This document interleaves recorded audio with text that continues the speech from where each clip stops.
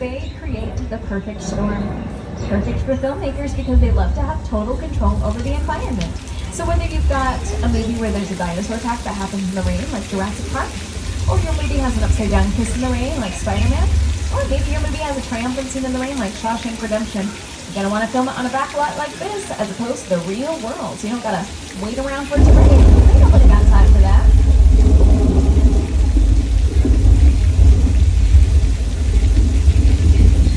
Now, the benefit to filming on a backlot, again, as opposed to the real world, is because we have total control over the environment, and we don't have to worry about any additional. We got a flash on their hands. Everybody brace yourselves. Hold on.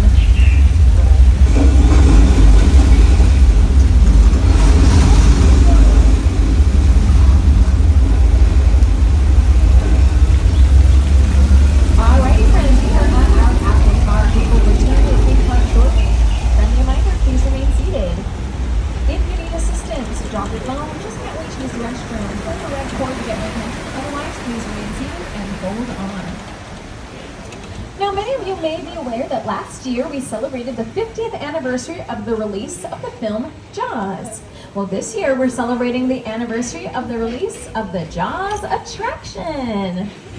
The Jaws ride was almost the inevitable result of the size of the box office when Jaws first opened in June of 1975. And that was really the first time I ever got involved in the creation of a ride. It was a great honor to be invited into a creative circle of tremendous designers at Universal that were trying to figure out how to replicate what the movie had done to audiences in a real way by building a physical shark that would come out of the water and terrify tourists as they were sitting in the tram.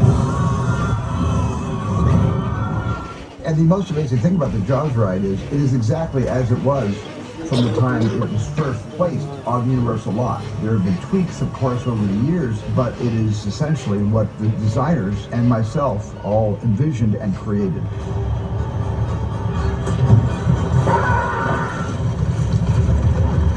I'm done bashing the shark. Thank you, Jaws, for everything you've done for me. But I will say, consistently, the shark did work much better on the tour than it did in the Atlantic Ocean in 1974.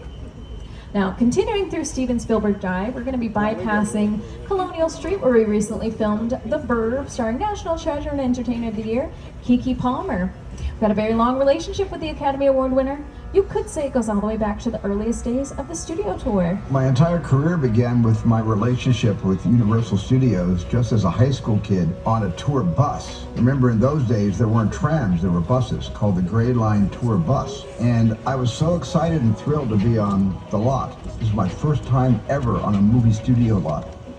And during a bathroom break, I hid in the bathroom, and when everybody left to get back on the bus, I waited another 15 minutes until I'm sure the bus left, and then I had the entire lot to myself that day. And in those days, movie lots were so crowded because all movies were made on film lots. Today they're made all over the world, on locations, but most of it was focused in those days, in the 60s, on the film lots. So nobody noticed me when I was going around from soundstage to soundstage, and I really felt, in my own young way, I owned the lot and had the most amazing day of my life. Aww. All right, friends, we are 10 minutes from the end of the tour. Friendly reminder, please remain seated.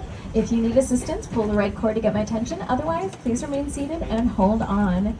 Now, once again, thank you for your patience. We're about to head into a quiet zone for another one of our productions. I'm going to play some clips. However, just as a friendly reminder, you're not going to hear any audio for the clips. No need to be alarmed. It's just because we are in the middle of that quiet zone.